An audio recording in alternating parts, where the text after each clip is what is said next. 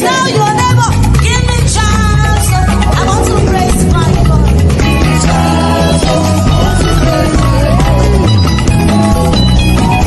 Each word, that's it. That's it. Clear the road. I want to praise my God. Now only me know what to do for me. Allow me praise my God. Now only me know what to do for me. Allow me praise my God. Say I can carry my God. Carry body, I don't know.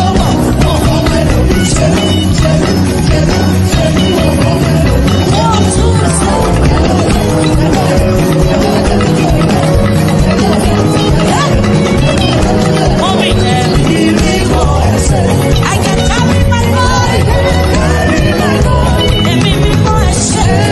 For some can carry body. Can you carry your body?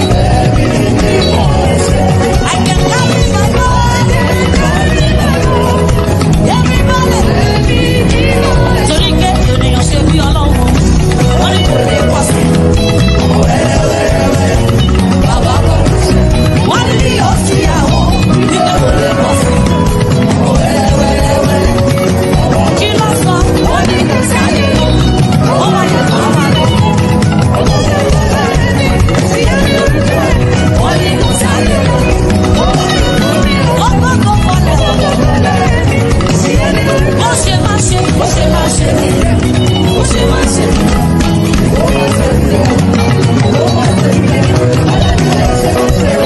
Ó má ṣẹ̀rù lọ,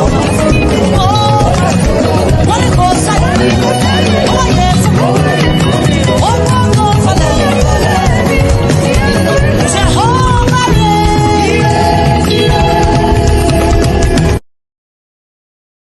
just around me, so I everybody. Jehovah reign on me. Are you ready? You are lifted up.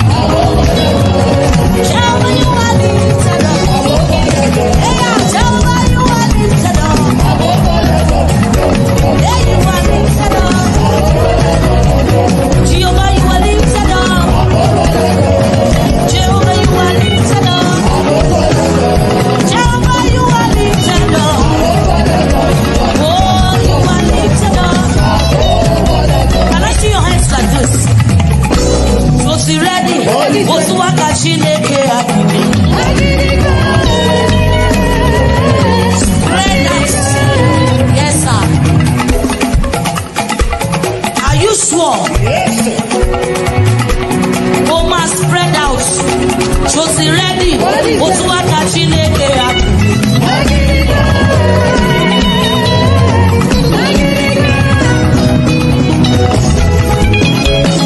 If nobody is moving beside you, so text them.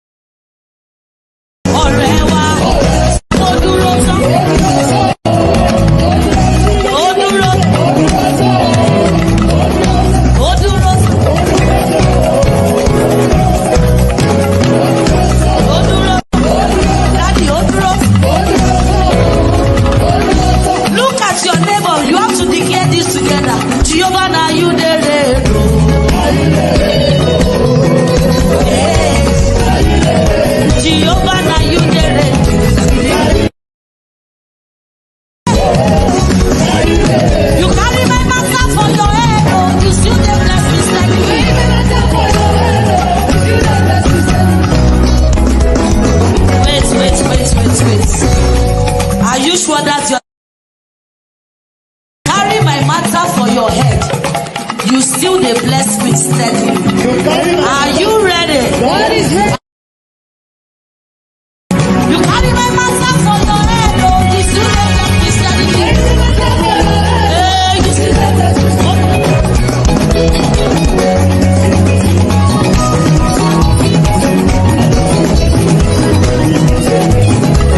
You carry my master for your head, oh, you still they bless me steadily. When I look to the right, overflow, to the left,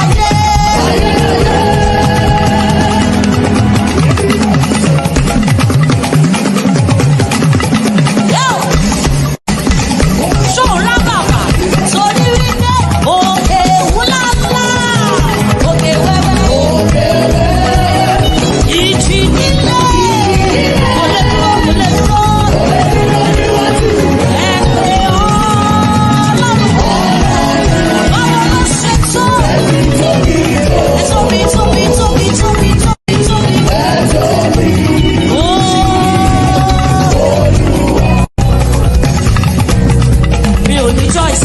Àgọ́dà ló dẹ̀ tún sí àgọ́dà. Ẹ̀mí mímọ́, ẹ̀yin lè mú mi lè mú mi lè mú. Of God, my spirit of God. Of course, no turning back. No stop. It's wrong. Ó dà bí lọ́sí. Sẹ́ni jáde, ó tẹ̀sán tó kọ́ tẹ̀sán tó kọ́. Bàbá ńlá ẹni kan kò lè sáré kan fẹ́. Ìfẹ́ Jésù ló wá mi rí ló bá kú mi kú. That's why I follow. I have decided to follow Jesus. I have decided to follow Jesus. I have decided to follow Jesus. Yeah, I've been good to the house. Solo. Oh no, I'll never turn back home. It's already too late. It's too late. I'm going to Solo job. Solo job. I don't come so far. Look at you. I'll never come back. It's already too late. So am I going to? I must sacrifice. Hey, hey, hey. No, no, no, no, no. No, no, no, no. Look at them. You know you are not going back. Hold somebody by the shoulder. Dear, your Kamulejika. This section is Follow No Road. Follow No Road by this time. Shoti ready? Make sure you are moving. Nobody is permitted to stay in a position. Are you ready? Are you ready? So we can, oh my God. Oh my God.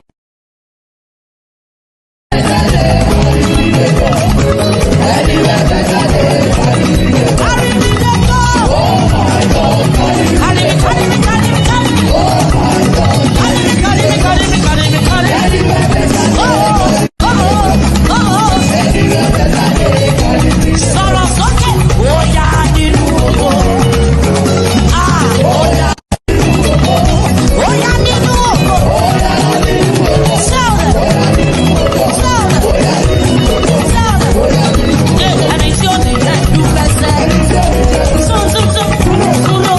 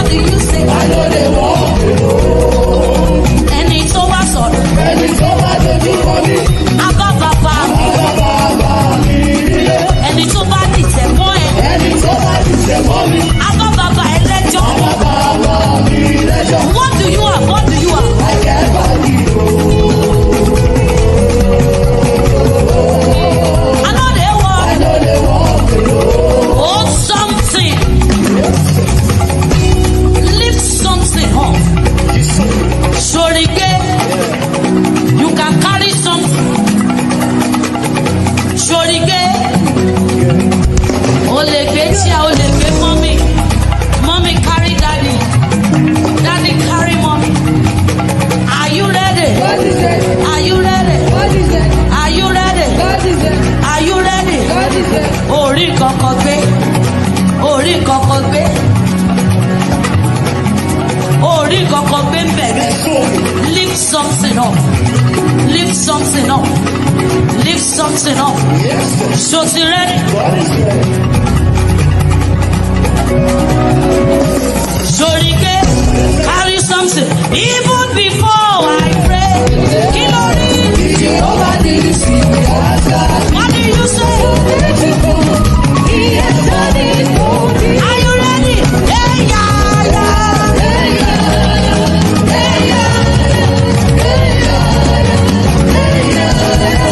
Raise it, raise it. Let it stand up some testimony. Symbolize it. Hey, yeah, hey, yeah, hey, yeah, hey.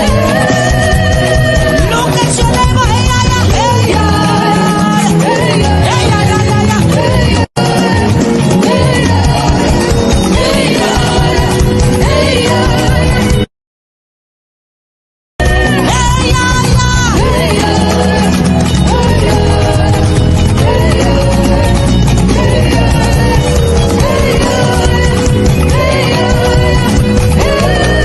announce.